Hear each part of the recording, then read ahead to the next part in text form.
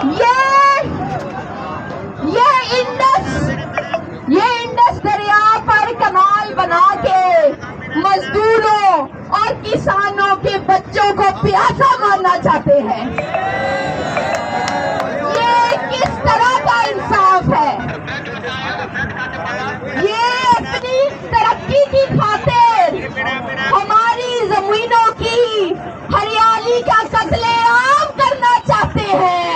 ये कैसा इंसाफ है?